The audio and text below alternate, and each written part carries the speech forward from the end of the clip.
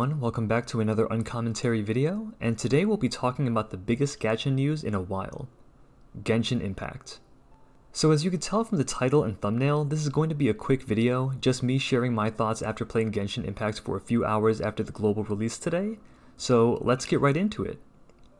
The first thing I want to say, if we ignore the gacha for a second, ignore the gacha, the rates, the monetization model, and just step into the game and enjoy it for what it is. Genshin Impact, or at least the first few hours of it, is a really great game. So first, why don't we talk about the visuals. The art style might not be for everyone. I know a lot of people have pretty polarized views when it comes to this anime-esque art style. Personally, I like it, so the game is very much my speed. But even if you don't like the anime style, you could still appreciate how well made the character models and the world are. The animations for running, jumping, flying, swimming, climbing, basically everything you can do, are just so smooth and easy to look at. There's also little details like your character turning their head to look at animals or other elements in the environment that just give a lot of life to the game. There's also day and night cycles which look amazing both in and out of the towns, and MiHoYo devs have done a really great job at making the lighting and shadows look natural, which adds a level of ambiance and immersion to the game. As you play, you'll definitely come to experience all of this as the game provides plenty of opportunities and in many cases actually encourages you through hidden treasure chests to go to scenic vistas strategically set throughout the world. Now, enough about me gushing over the graphics, let's talk about one of the more mechanically interesting aspects of this game, the combat. So combat's broken down into three main buttons, or if you're playing on a phone or tablet, taps. You'll have a basic attack, an elemental ability, and an elemental burst. We won't go into too much detail here, but basic attacks are the same as every other game. You just keep tapping, your character keeps attacking. Elemental abilities are stronger and they'll have additional effects like afflicting your enemy with elemental status, or some light CC.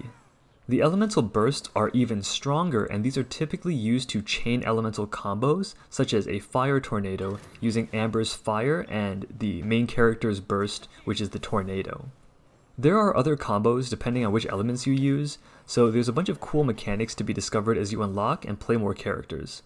The game heavily pushes this elemental concept in combat with the tried and true elemental wheel and debuffs.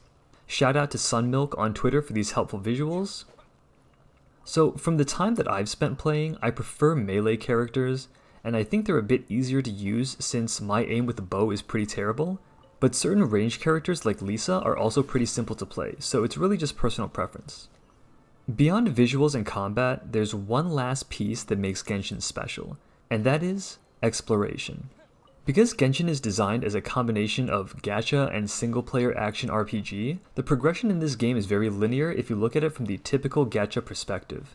There's no PvP, there's no competitive ranking system of any kind as far as I'm aware, and the only progression you can make is from yourself as an individual player. And so the responsibility of creating fun and replayability falls on you. This is where exploration comes in. The world is vast and full of resources you can either gather in the wild or farm from enemies. That, paired with the crafting system that's used to make recovery and buff items, weapons, and upgrade materials, means there's actually pretty significant motivators to get you out and into the world. Seeing as I've only been able to play the first few hours of this game, these mechanics are still pretty fun and fresh for me. But it's a question for veteran players if the world bosses and more challenging dungeons will be enough to keep them interested in the game.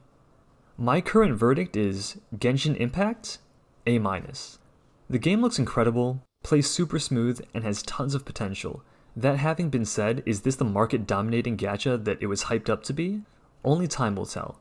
Right now, Hao and I are both enjoying the game, and we hope you will as well. We have some more Genshin Impact thoughts we'll be sharing in future videos, and Exo Heroes content coming soon.